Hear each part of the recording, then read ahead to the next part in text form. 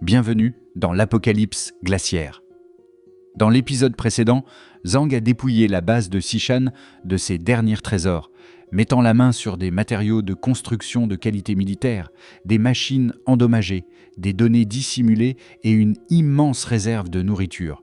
Pendant ce temps, Liang Yue a finalement décidé d'abandonner ses élèves ingrats pour rejoindre l'abri de Zhang, estimant qu'il était temps qu'ils apprennent à survivre par leurs propres moyens. Puis Xingxin a révélé que 3 puissantes bases et le terrifiant culte de la fleur des neiges se disputaient déjà le contrôle de la ville de Tianhai, plaçant le manoir Yunk sur la trajectoire d'une nouvelle guerre potentielle. Et aujourd'hui, Zhang commence à préparer son bunker à la tempête qui approche, tandis que le danger toujours irrésolu autour des anciens élèves de Liang Yue menace de compliquer chacun de ses mouvements. Continuons. Oncle Yu serra le poing et rappela à tout le monde qu'ils avaient rapporté une grande quantité de ressources utiles de la base de Xishan. Pour une fois, ils disposaient d'assez de temps et de matériaux pour se préparer avant la prochaine urgence. Zhang Yi approuva. Il devait accélérer la construction des fortifications défensives, car personne ne savait quand le prochain conflit atteindrait le manoir Yunk. Chunlei s'opposa nerveusement à l'idée de s'aventurer trop loin. Ils avaient déjà croisé les forces de 2 organisations différentes à l'extérieur de la base de Xishan, et dès que ces factions apprendraient la chute de la base, tout le monde se battrait pour son territoire. Leur groupe risquait facilement de se retrouver pris entre 2 feux. Lorsque Zhang lui demanda une autre solution, Grossu leva un doigt comme s'il était l'homme le plus intelligent de la pièce et proposa de défendre leur position sans prendre davantage de risques à l'extérieur. Keran les avertit que les ennuis pouvaient très bien venir jusqu'à eux, même s'ils restaient chez eux. Notre protagoniste approuva. Ils devaient se préparer à affronter ce qui arriverait, au lieu de partir du principe que les autres factions les ignoreraient gentiment. L'ingénieure semblait toujours hésitante. Zhang Yi l'encouragea à parler librement, car son idée pouvait peut-être leur ouvrir une autre voie. Lukeran proposa de partir chercher les matériaux rares nécessaires à la réparation de l'abri. Tout ce qu'ils avaient pris à la base de Xishan permettrait de renforcer leur défense extérieure, mais rien ne pouvait restaurer le bunker lui-même. Il reconnut que sortir était dangereux. Cependant, les autres organisations n'étaient pas encore entrées en confrontation ouverte avec eux, et aucune ne tenterait une opération majeure avant d'avoir consolidé sa propre position. D'un claquement de doigts, accompagné d'un clin d'œil, il décida qu'il passerait 2 ou 3 jours à récupérer des matériaux avant de rentrer au plus vite. Keran sourit et accepta avec enthousiasme. Xingxin remarqua l'hésitation de professeur Liang et l'invita doucement à dire ce qu'elle avait en tête. La hackeuse aux cheveux rouges assura Liang Yue qu'elle n'avait pas besoin d'être aussi nerveuse auprès de sa nouvelle famille. Elle avertit également tout le monde de ne pas laisser la panique brouiller leur jugement, en prenant la base de Xishan comme exemple parfait. Xishan contrôlait autrefois l'armée de la ville de Tianhai et possédait la force la plus puissante de la région. Pourtant, elle n'avait jamais réussi à dominer l'ensemble de Xishan et de la région de Lujiang. Xingxin pensait que les autres organisations souffraient de limites similaires. Ces factions se surveillaient aussi les unes les autres. Si l'une d'elles s'étendait imprudemment, ses rivales pourraient attaquer la base laissée sans défense. Grâce à cet équilibre, la jeune hackeuse conclut qu'il disposait encore d'un temps considérable pour se préparer. Chunlei insista malgré tout pour que les défenses soient achevées le plus vite possible. Xingxin lui donna raison, mais recommanda à chacun de profiter de cette période de calme pour rassembler des ressources, plutôt que d'agir comme si le siège avait déjà commencé. Elle demanda à frère Zhang s'il comptait toujours partir chercher les matériaux de réparation. Il confirma que Keran avait raison. Les murs de l'abri exigeaient des matériaux de construction rares, dont la collecte prendrait davantage de temps. Xingxin rappela ensuite à mademoiselle Liang que le village de Sujia avait lui aussi besoin de nourriture, de défense et de réserve d'urgence. Liang Yue admit que c'était ce qui l'inquiétait le plus, car la moindre attaque ennemie pourrait être catastrophique pour le village. La jeune fille intelligente rappela à sa professeure qu'elle ne pourrait pas protéger ses élèves éternellement.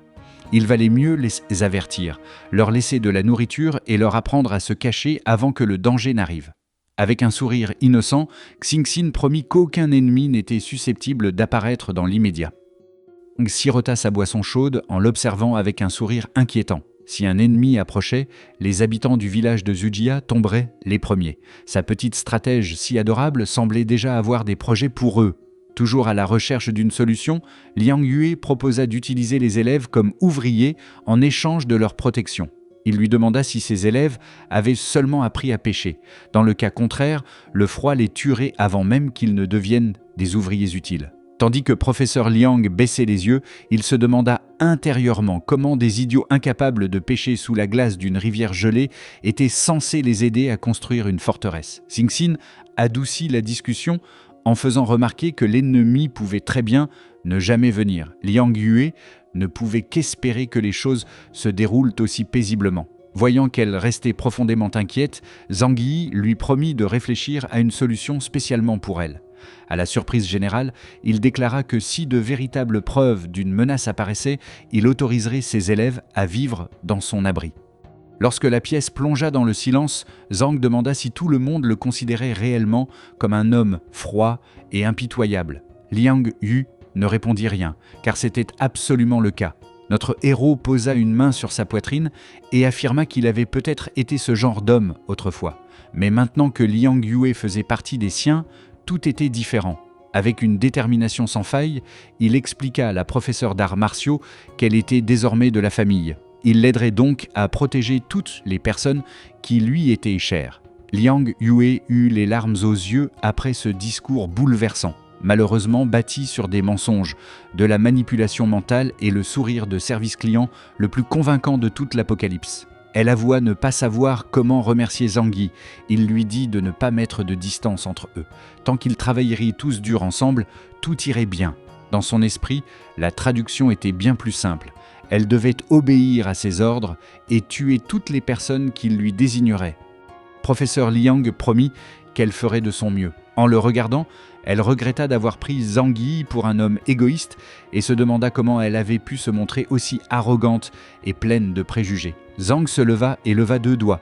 Leur première priorité consistait à ériger de solides fortifications défensives autour du manoir Yunk afin de se protéger de tous les ennemis potentiels. Deuxièmement, Keran et lui partiraient chercher les matériaux nécessaires à la réparation de l'abri. Personne d'autre n'était autorisé à agir seul, ni même à quitter la zone, car une seule rencontre imprudente pouvait déclencher une guerre. Tout le monde accepta l'ordre. Plus tard, Zhu annonça que le dîner était prêt. Yang Mi guida professeur Liang jusqu'à sa place. Face au festin, la femme affamée eut l'impression d'être entrée dans un rêve et peinait à croire qu'elle aurait un jour la chance de manger de nouveau une nourriture pareille. Xingxin plaisanta sur l'air affamé de sa professeure, mais Liang Yue ne l'entendit même pas. Son regard restait rivé sur la dinde, comme si le manoir avait réussi à programmer Thanksgiving en pleine apocalypse glaciaire. Puis elle se mit à tout dévorer sans même prendre le temps de respirer. Même Grossu la contempla avec stupeur, tandis que l'élégant artiste martial ravageait la table comme s'il s'agissait de son ultime adversaire. Une fois le dîner terminé, Liang Yu se tint le ventre en gémissant de douleur. Honnêtement, elle l'avait un peu cherché. Mais après avoir passé toute l'apocalypse à nourrir ses élèves, personne ne pouvait lui reprocher de s'être jeté sur son premier vrai repas. Zhu craignit que des mois de mauvaise alimentation aient tellement affaibli son estomac qu'il ne puisse plus supporter une telle quantité de nourriture riche en une seule fois. Le docteur Zhu aida professeur Liang à regagner sa chambre et lui demanda de ne pas s'inquiéter, seulement de se reposer. Après ce repas gigantesque, Liang Yue s'effondra aussitôt sur le lit et laissa enfin son corps douloureux se détendre. Pour la première fois depuis plus d'1 mois, elle expira avec un véritable soulagement et reconnut que cette vie était vraiment agréable. De retour dans le salon, Zhang dit à Keran qu'il avait remarqué quelque chose d'étrange dans la manière dont elle l'avait observé pendant le dîner. L'ingénieur s'assit et insista sur le fait que tout allait bien. Notre homme lui donna une pichenette sur le front, digne d'Itachi, et exigea de savoir pourquoi elle jouait les mystérieuses au lieu de parler franchement. Keran se tint le front douloureux, après avoir reçu une pichenette surhumaine. Zhang lui rappela qu'ils étaient une famille, et que les membres d'une famille ne devaient pas se cacher des secrets importants. Elle lui demanda enfin pourquoi frère Zhang avait accepté de protéger ces salauds. À ses yeux, les autres élèves de Liang Yue étaient véritablement mauvais. Keran lui rappela qu'il avait vu ce qui s'était passé après l'Apocalypse. Ses élèves étaient loin d'être bienveillants et avaient constamment harcelé Xingxin comme elle. Elle ne comprenait pas pourquoi il devait les soutenir éternellement uniquement pour faire plaisir à professeur Liang. Cette fois, Zhang lui caressa doucement la tête et lui promit que cet arrangement ne durerait pas longtemps. Le propriétaire de l'abri lui expliqua calmement que ses élèves finiraient bientôt par mourir de froid ou de faim, et qu'il préparait déjà le terrain pour cette issue. Les yeux de Keran se mirent presque à briller. Frère Zhang restait l'homme fiable en qui elle avait confiance, et il ne la décevrait jamais. Il lui fit rapidement signe de se taire. Il ne pouvait pas parler de ce plan à l'intérieur de l'abri, mais le lendemain, pendant leur collecte de matériaux, il lui expliquerait tout. Keran accepta et demanda où ils allaient en chercher. Zhang mentionna une usine située non loin du manoir Yunk.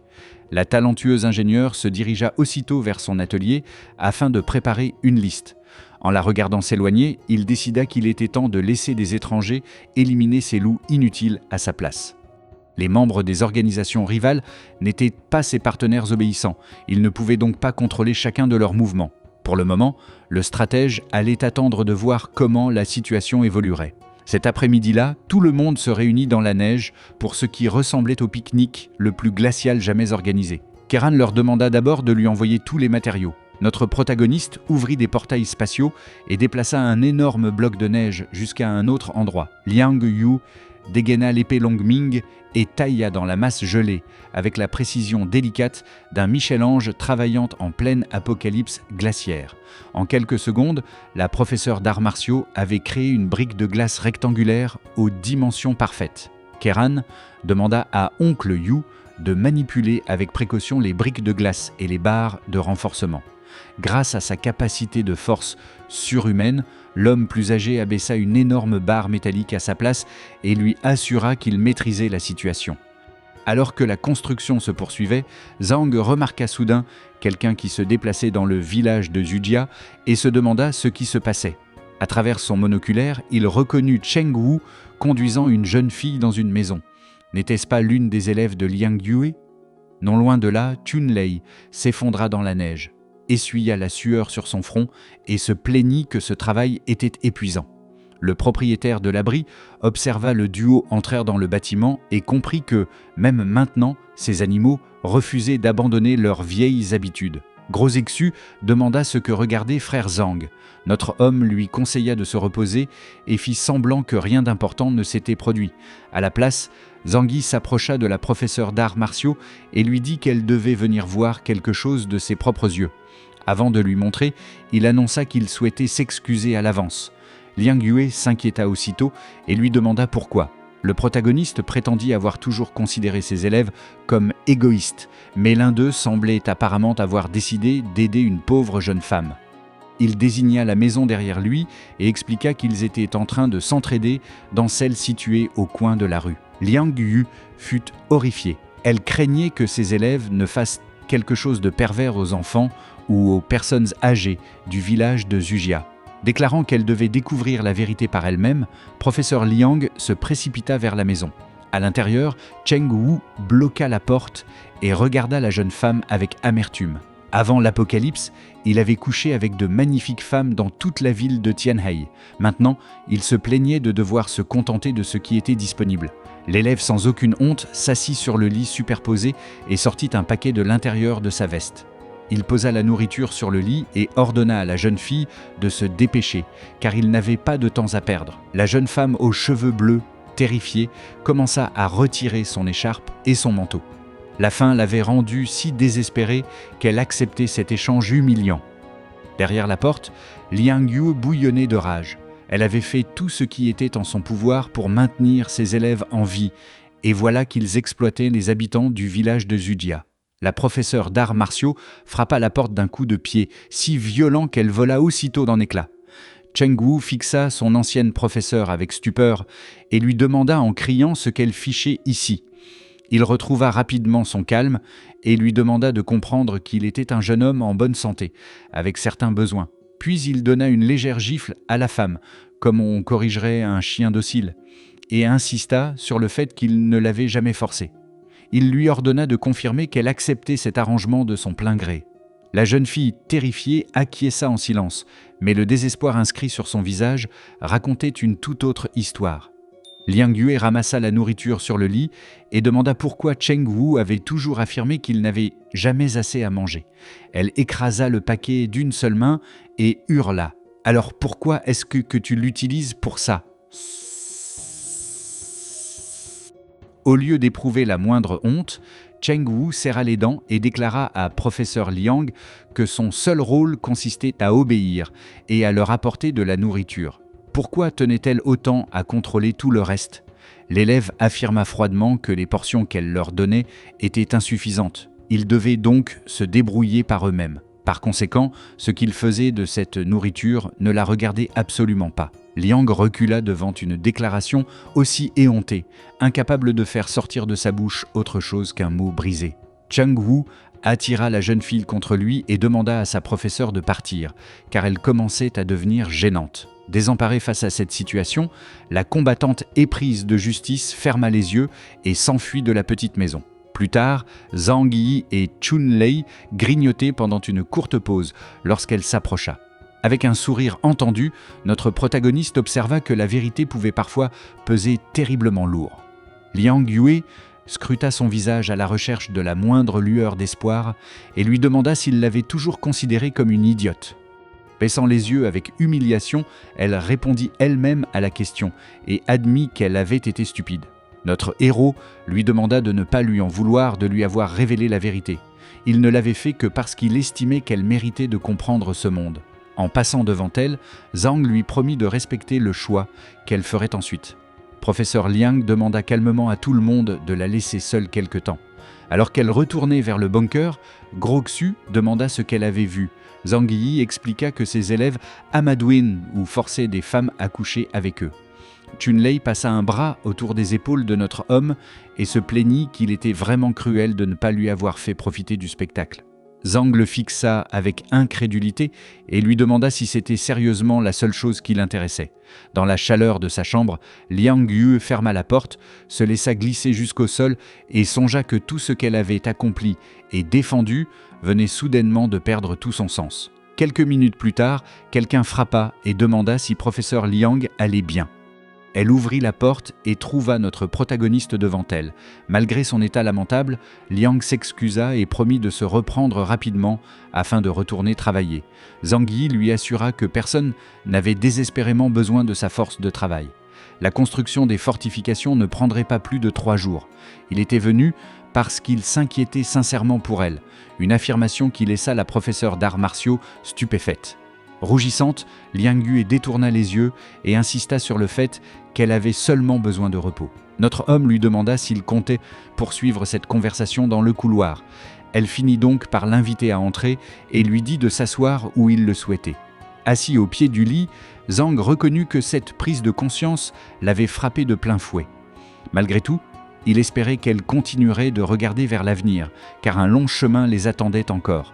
Le stratège lui adressa un sourire bienveillant et lui promit qu'elle pourrait toujours se confier à lui. Chaque fois que Liang Yue rencontrerait un problème, il serait là pour l'écouter.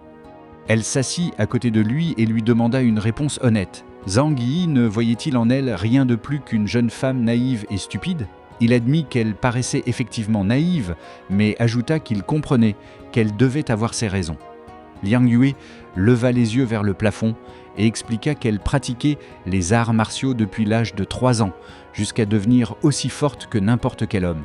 En général, un artiste martial choisissait entre jouer dans des films et ouvrir sa propre école. Elle n'avait jamais voulu devenir actrice, tandis que le fait d'être une femme constituait un obstacle majeur à la fondation de sa propre école d'arts martiaux. Professeur Liang avait donc choisi une 3e voie que peu de gens osaient emprunter. Elle était devenue garde du corps professionnelle. Zhang lui demanda si c'était ainsi qu'elle était devenue l'une des gardes du corps les plus puissantes de Chine. Avec un sourire doux, elle confirma que ces années avaient été à la fois les meilleures et les plus difficiles de sa vie. Après plusieurs années, l'Académie Tianqing l'avait recruté comme professeur d'éducation physique, chargé d'enseigner l'autodéfense à ses élèves issus de l'élite. Mais cette vie appartenait désormais au passé. Lorsque l'Apocalypse lui avait tout arraché, protéger ses élèves était devenu l'unique devoir de Liang Yue, et la seule raison qu'elle avait encore de continuer à vivre. La tête entre les mains, l'ancienne garde du corps admit qu'elle savait que Zhang pouvait la trouver ridicule. Ce n'était pas qu'elle n'avait jamais souhaité vivre de manière plus égoïste. Des larmes commencèrent à couler, tandis qu'elle avouait que si sa dernière limite morale s'effondrait, elle ne saurait plus pourquoi continuer à vivre ni en quoi croire. Le protagoniste lui demanda doucement si elle avait déjà envisagé qu'elle se mettait beaucoup trop de pression. Posant une main sur son épaule, notre héros lui rappela qu'elle avait été seule autrefois, mais qu'elle possédait désormais une famille. Les habitants du manoir Yunk étaient différents des élèves qui ne faisaient que lui nuire. Zhang Yi prit sa main et déclara que si elle avait besoin de croire en quelque chose, alors il deviendrait sa nouvelle foi. Zhang Yue rougit profondément et répéta ces paroles étranges. Sa nouvelle foi, avec un sourire bienveillant, notre homme lui promit qu'il l'aiderait à retrouver la foi qu'elle avait perdue. Il la soutiendrait et elle n'avait plus besoin de se punir, car la voir souffrir lui faisait mal à lui aussi. Les joues écarlates, professeur Liang retira rapidement sa main, le remercia et reconnut qu'elle se sentait déjà mieux. Zhang lui demanda si elle disait la vérité. Liang Yue restait déçue par ses élèves, mais elle admit que pouvoir parler à quelqu'un lui apportait du réconfort. Alors que notre héros se levait, elle conclut calmement que ses enfants devaient grandir. Une fois certain qu'elle ne s'effondrerait pas émotionnellement, le protagoniste la laissa seule et referma doucement la porte. Tandis qu'il descendait l'escalier, Xingxin demanda si frère Zhang avait réussi à conclure avec professeur Liang. Apparemment, la subtilité avait-elle aussi succombé au froid de l'Apocalypse. Zhang Yi insista une nouvelle fois sur le fait qu'il ne voyait pas sa professeure de cette manière. Xingxin ne pouvait pas croire qu'une femme aussi belle le laissait de marbre et le taquina sur ses critères impossiblement élevés. Notre héros admit que Liang Yue était une beauté de premier ordre, mais elle apportait aussi beaucoup trop de complications, et il détestait les problèmes. Il se pencha près de l'oreille de Xingxin et murmura qu'il ne comprenait pas pourquoi ses élèves emportaient dans le village de Xujia la nourriture fournie par Liang Yue. La jeune hackeuse les qualifia de répugnants. Tandis que Zhang commençait à pousser son fauteuil roulant, il expliqua qu'il avait déjà joué le rôle du méchant réaliste. C'était donc à elle de devenir la personne gentille et compréhensive. Il devait effacer chaque attachement que Liang Yue ressentait encore envers ses élèves. Ce n'est qu'à cette condition que le propriétaire de l'abri pourrait se débarrasser d'eux sans craindre sa réaction. Xingxin accepta avec joie d'aider son cher frère. Le stratège savait qu'après la trahison de ce jour, professeur Liang ne regarderait plus jamais ses enfants de la même manière. Le lendemain matin, Zhang Yi et Keran se préparèrent à partir, Hua perché sur son épaule. Oncle Yu demanda si les autres ne devraient pas les accompagner, car une nouvelle rencontre avec des ennemis pouvait devenir dangereuse. Tout en caressant le chat mutant, notre protagoniste demanda à l'homme plus âgé de protéger leur foyer et de poursuivre la construction des fortifications défensives. Hua leur offrirait une protection suffisante à l'extérieur. Keran effectua un salut militaire enthousiaste et annonça que Lu Keran était prête au combat. Elle demanda à frère Zhang de lui donner ses ordres. Notre homme lui pinça le nez avec amusement et la traita de petite coquine. Toujours au garde à vous, la talentueuse ingénieure admit que sa tenue de combat lui donnait l'impression d'être incroyablement jolie. Zhang la taquina en disant que les filles faisaient beaucoup trop d'histoires pour leurs vêtements. Gêné, Keran éclata de rire et lui donna un petit coup pour plaisanter. Redevenant sérieux, le propriétaire de l'abri lui tendit une arme et déclara qu'il était temps de partir. Comme la situation extérieure était impossible à prévoir, ils devaient terminer rapidement et rentrer chez eux. Il lui demanda si elle savait réellement se servir de l'arme. Keran contempla le pistolet avec excitation et répondit avec assurance que oui. Plus tard, tandis qu'il traversait le paysage gelé en voiture, l'ingénieur demanda enfin à frère Zhang de lui expliquer son plan. Il commença par lui demander si elle détestait les élèves de Liang Yue. Keran répondit qu'elle les méprisait pour toutes les cruautés qu'ils avaient infligées à Xingxin. Il l'avait elle aussi terriblement maltraitée, et elle ne voulait plus jamais les revoir. Le protagoniste s'attendait à cette réponse, mais il craignait qu'elle ne sache pas garder le secret si professeur Liang lui posait la mauvaise question. Zhang Yi admit qu'il les haïssait également, et qu'il ne les laisserait jamais troubler la paix du manoir Yunk. Ils pouvaient mourir de froid, de faim ou faire une rencontre fatale avec la prochaine faction ennemie. Il avait promis à Liang Yue qu'il ne leur ferait personnellement aucun mal. Tout ce qui se produirait au-delà de cette limite dépendrait entièrement des élèves, et Keran approuva cet arrangement. La mécanicienne restait néanmoins inquiète pour sa professeure au grand cœur. Si les élèves se retrouvaient réellement en danger, Liang Yue pourrait se sentir obligé de les faire entrer dans l'abri. Notre protagoniste répondit que la vie humaine était devenue une ressource sacrifiable dans l'Apocalypse. Même si les circonstances le forçaient à rompre sa promesse, professeur Liang finirait par devoir comprendre. Zhang pinça une nouvelle fois le nez de Keran avec amusement et lui annonça que tout dépendait désormais d'elle et de Xingxin. Il lui tapota la tête et expliqua que Liang Yue aimait ses élèves. Si ses propres paroles ne pouvaient pas l'atteindre, celles de ses deux élèves préférés y parviendraient peut-être. Keran comprit avec enthousiasme. Xingxin et elle devaient laver le cerveau de leur professeur à coups de paroles douces et émouvantes. Le stratège confirma que Liang Yue réservait déjà une place particulière aux deux jeunes filles dans son cœur.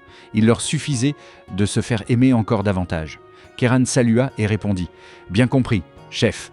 Quelque temps plus tard, le trio arriva devant l'immense complexe industriel du groupe Hongyan. Depuis l'intérieur du véhicule, Zhang Yi aperçut du mouvement au loin et marmonna avec surprise. Des véhicules ? Il leva son monoculaire et observa plusieurs voitures d'apparence ordinaire à côté d'un camion rouge équipé de mitrailleuses.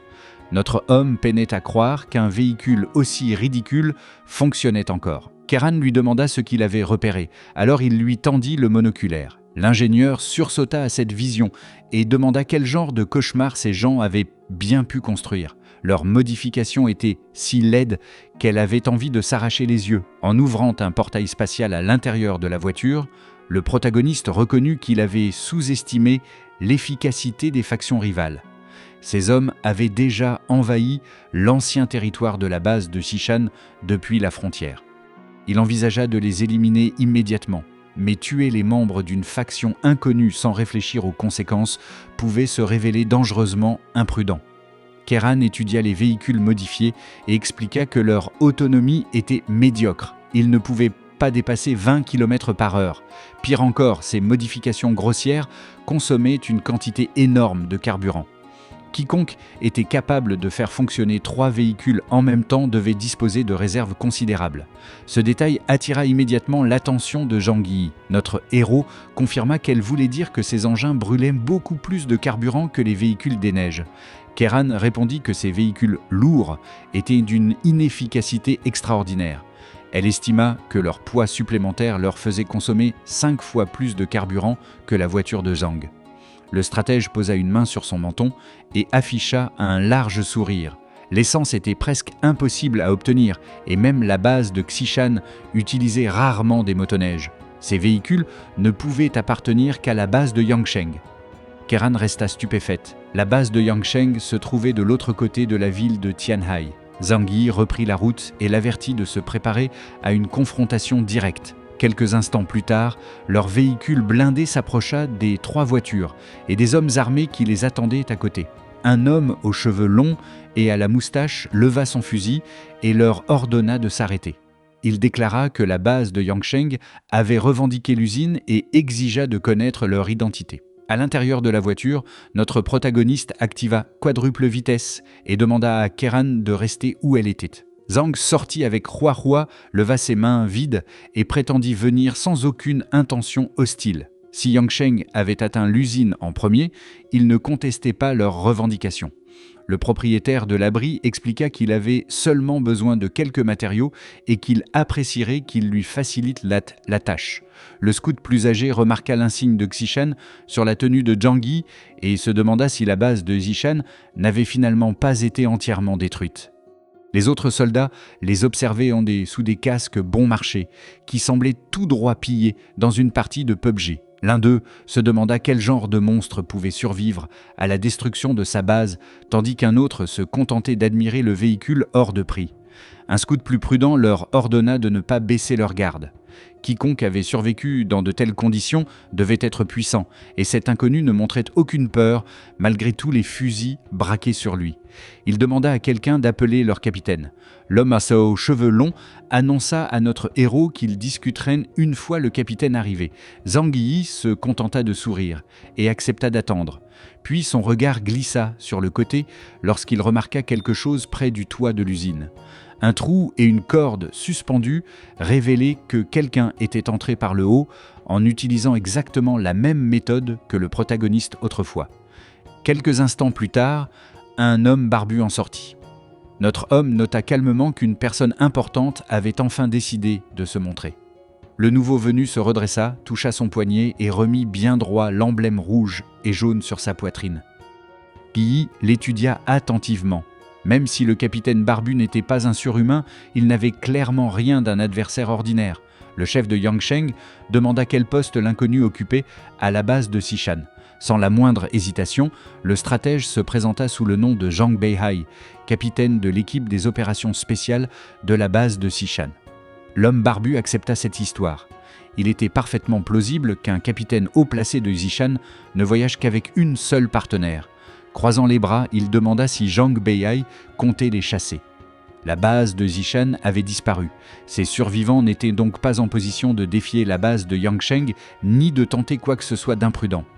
Notre héros répondit calmement qu'il ne s'agissait que d'une usine. Si Yangsheng la voulait, ses hommes pouvaient utiliser les lieux comme bon leur semblait. Cependant, Keran et lui avaient toujours besoin de plusieurs matériaux à l'intérieur et il espérait que le capitaine ne leur compliquerait pas la tâche. Le chef barbu accepta, mais ne leur accorda que 30 minutes pour tout récupérer. Une fois les conditions fixées, notre homme fit signe à Keran de sortir du véhicule et de le rejoindre. L'ingénieur se hâta de traverser la neige sans perdre une seconde. Zhang passa un bras autour de ses épaules et lui dit qu'il était temps d'y aller. Jetant un regard vers leur véhicule blindé, Keran demanda à voix basse s'il ne devrait pas le ranger dans sa dimension de stockage. Le protagoniste lui assura que les soldats de Yangsheng ne pourraient pas le prendre. Dans son esprit, il décida de rester discret et d'éviter de révéler davantage de ses capacités que nécessaire.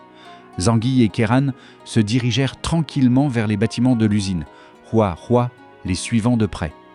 Dès qu'ils eurent le dos tourné, le capitaine barbu leva son pistolet et ouvrit le feu. Hua prit instantanément sa gigantesque forme de combat et plaça son corps entre les balles et ses compagnons. Le chat mutant feula, tandis que tous les soldats se mettaient à tirer. Les projectiles martelaient son immense corps, mais aucun ne parvenait à percer ses défenses. Les hommes de Yangsheng reculèrent avec stupeur, en hurlant que cette créature était un monstre. Toujours en train de tirer, leur chef ordonna à tout le monde de viser les yeux de Hua. Le chat baissa la tête, et les balles ricochèrent sans effet sur son front renforcé. Puis, Hua bondit sur un scout désespéré qui refusait de cesser le feu. Ses mâchoires se refermèrent sur l'homme, tandis que ses compagnons terrifiés se dispersaient en l'abandonnant sans la moindre hésitation. Au lieu de prendre la fuite, les soldats restants s'arrêtèrent et s'injectèrent un étrange sérum. Leurs muscles gonflèrent, leurs veines ressortirent, et la rage déforma leur visage. On aurait dit que quelqu'un avait compressé tout un cycle de stéroïdes dans une seule seringue particulièrement douteuse. En observant attentivement la scène, Zhang comprit qu'ils avaient utilisé une sorte de drogue d'amélioration au combat. Hua bondit en avant au moment où 3 soldats chargés Zhezian Naruda Kutu Shuguto. Notre homme observa calmement le combat sans intervenir, tandis que Keran s'abritait derrière son dos. À leur insu, une autre balle décrivit soudain une courbe depuis l'arrière et fila droit vers le dos du protagoniste. Zhang se retourna au tout dernier instant. Tandis que Keran restait paralysé par la peur, il se demanda si cette trajectoire impossible provenait de la capacité surhumaine du capitaine. Son portail spatial s'ouvrit et engloutit la balle sans le moindre effort, laissant le chef barbu figé de stupeur. Comprenant enfin la situation, le capitaine cria que Zhang Yi était lui aussi un surhumain. Une énergie bleue s'embrasa dans les yeux de notre héros tandis que des pistolets dorés se matérialisaient dans ses mains. Avec un large sourire, il annonça qu'il était temps de leur montrer ses jouets. Le protagoniste leva ses 2 armes et demanda à Kieran de se boucher les oreilles avant d'ouvrir le feu.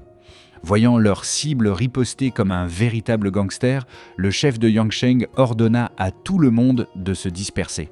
Cela aurait fonctionné face à des tirs ordinaires, mais avec une technique tout droit sortie du film Wanted, Zhang fit courber ses balles dans les airs, traqua les 3 soldats en fuite et leur décocha 3 tirs nets en pleine tête.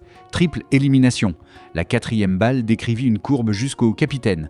Lorsqu'elle le transperça, sa dernière pensée fut une question horrifiée. Cette balle venait-elle réellement de tourner en plein vol ?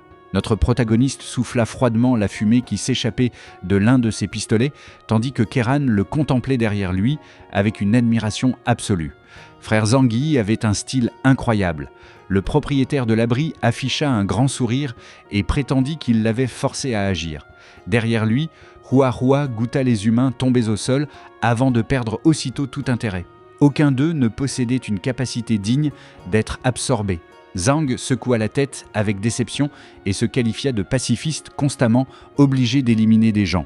Apparemment, le vent des ennuis refusait tout simplement de cesser de souffler. Kieran le félicita d'avoir anéanti toute une équipe armée sans subir la moindre égratignure. Agenouillé près du corps du capitaine, notre homme reconnut qu'il n'était pas un maître des arts martiaux. Cependant, après avoir dévoré les capacités de plusieurs surhumains, il était devenu bien plus puissant. Lorsque Kieran lui demanda ce qu'il faisait, le stratège se contenta de fouiller le cadavre en marmonnant que cet homme devait encore avoir cet objet sur lui. Il finit par trouver un tube de sérum de renforcement dans les vêtements du chef et le brandit avec triomphe. Zhang soupçonnait qu'il s'agissait de la drogue de combat utilisée par la base de Yangsheng, et son effet semblait encore plus puissant que celui du stimulant que Zhu lui avait autrefois donné. Il rangea l'échantillon pour que le Dr Zhu puisse l'analyser une fois rentré. Une drogue pareille pourrait sauver une vie au cours d'une bataille critique. Notre héros prit également l'appareil de communication du chef et en copia les données, dans l'espoir de découvrir des renseignements précieux sur la base de Yangsheng. Kieran demanda avec anxiété si l'ennemi allait envoyer des renforts à leur trousse. Zhang Yi rangea le corps du capitaine et lui rappela que la base de Yangsheng se trouvait à au moins 200 km. Même avec son carburant et ses effectifs, cette faction ne mobiliserait pas une armée entière pour une équipe portée disparue. Avec un sourire assuré, le protagoniste guida Kieran vers l'usine. Ils allaient récupérer les matériaux de réparation, rentrer chez eux, renforcer l'abri et préparer le manoir Yunk avant que la guerre à venir n'éclate enfin. Zhang s'accroupit à côté de Hua Hua, lui caressa doucement la tête, puis lui ordonna d'ouvrir la voie. La créature prit docilement sa forme gigantesque et fonça en avant. Dans un fracas assourdissant, Hua Hua pulvérisa l'entrée de l'usine et ouvrit un large trou près du toit. Zhang et Kieran attachèrent des cordes et descendirent rapidement à l'intérieur de l'usine. La jeune ingénieure se précipita en avant avec un enthousiasme évident, désignant les étagères les unes après les autres, tandis qu'elle sélectionnait tout ce dont ils avaient besoin. Notre protagoniste la suivait à un rythme détendu, rangeant chaque objet dans sa dimension de stockage. En regardant l'immense réserve, il envisagea brièvement de tout emporter. Si l'usine n'avait pas été aussi ridiculement grande, il aurait peut-être vidé l'endroit en entier pour s'épargner plusieurs voyages à l'avenir. Après avoir récupéré les matériaux, tous deux retournèrent à leur véhicule et reprirent immédiatement la route. Zhang fixa la route gelée devant lui et soupira en comprenant qu'une nouvelle guerre et d'autres jeux d'esprit étaient sur le point de commencer. Puis il se caressa le menton, tandis qu'un sourire chargé de sous-entendus apparaissait sur son visage. Puisque l'ennemi avançait déjà vers leur territoire, autant profiter du conflit à venir pour régler le problème du village de Zujia. Il ordonna à Kieran de ne dire à personne qu'ils avaient rencontré des membres de la base de Yangsheng. Elle se gratta la tête avec confusion et demanda pourquoi il devait cacher une information aussi importante. Il lui répondit très sérieusement qu'il n'avait aucun plan. Il voulait simplement s'assurer qu'elle ne parlerait de cette affaire à personne. Plus important encore, il ne souhaitait pas que les autres paniquent avant la fin des préparatifs. Lorsque le moment serait venu, il révélerait lui-même la situation. Keran acquiesça joyeusement. À ses yeux, il avait toujours agi pour le bien de tout le monde. Il lui frotta la tête et la félicita d'avoir compris, lui assurant calmement que chacune de ses décisions avait pour but de protéger le groupe. Lorsqu'ils revinrent au bunker, ils trouvèrent tout le monde encore occupé à construire les défenses. Oncle Yu s'approcha immédiatement et demanda si la collecte des matériaux s'était bien déroulée. Il voulait également savoir si les deux avaient rencontré quelqu'un de suspect en chemin. Zhang sourit et prétendit que tout le voyage s'était parfaitement passé. Selon lui, les autres factions étaient encore occupées à stabiliser leur propre territoire. Il leur faudrait du temps pour consolider leurs forces. Aucune ne devait donc être libre de voyager aussi loin uniquement pour piller une usine de matériaux. Liang Yue parut visiblement soulagée par cette nouvelle. Elle reconnut qu'elle n'aurait pas su quoi faire si Zhang Yi avait rencontré un danger. Même s'il ne pensait pas qu'une attaque immédiate soit probable, il lui rappela qu'il valait toujours mieux prévenir que guérir. Puis il se pencha vers elle et baissa la voix. Si un danger apparaissait, il ne s'opposerait pas à ce que ses élèves viennent vivre près de l'abri, mais Keran et Xingxin rendaient la situation compliquée. Le conflit entre les élèves et les deux jeunes filles n'avait pas disparu simplement parce que quelques jours s'étaient écoulés. Les forcer à vivre sous le même toit serait profondément injuste envers Keran et Xingxin, surtout après tout ce qu'elles avaient subi à cause de ces harceleurs. Liang Yue jeta un regard vers Keran, qui se tenait silencieusement non loin de là. Son expression s'assombrit, tandis qu'elle reconnaissait que le raisonnement de Zhang Yi était logique, même si elle avait toujours du mal à accepter cette conclusion. Avant qu'elle ne puisse terminer sa phrase, Keran remarqua Zhang lui faire discrètement un signe d'une main derrière son dos. Elle comprit aussitôt que son rôle venait de commencer. Elle s'avança avec une expression délibérément inquiète et demanda pourquoi les autres élèves devaient venir vivre près de l'abri. Les voir tous les jours ne ferait que rappeler à Xingxin et à elle tout ce qu'elles avaient enduré à l'Académie Tianqing. Alors que sa professeure semblait triste et troublée, la talentueuse ingénieure lui demanda si Liang Yue comprenait réellement à quel point les autres élèves étaient tordus. Et c'est ici que se termine l'épisode d'aujourd'hui. Aujourd'hui, Zhang a commencé à transformer le manoir Yunk en forteresse. Il a également poussé Liang Yue à se détacher encore davantage de ses anciens élèves en lui révélant le comportement répugnant de Cheng Wu. Puis, alors qu'il récupérait des matériaux de réparation avec Keran, il a secrètement éliminé une équipe armée de la base de Yangsheng. Maintenant que les éclaireurs de Yangsheng ont disparu et que Keran joue son rôle dans le plan de Zhang, Liang Yue pourrait bientôt être forcé de choisir entre la famille qui lui accorde de la valeur et les élèves qui continuent de la trahir. Laissez un j'aime et abonnez-vous pour découvrir davantage de vidéos comme celle-ci. Et comme toujours, dites-nous ce que vous en avez pensé dans les commentaires. Liang Yue finira-t-elle par choisir Keran et Xingxin plutôt que ses anciens élèves? Et combien de temps Zhang pourra-t-il garder secret son affrontement avec la base de Yangsheng? Merci d'avoir regardé cette vidéo et on se retrouve tous dans le prochain épisode.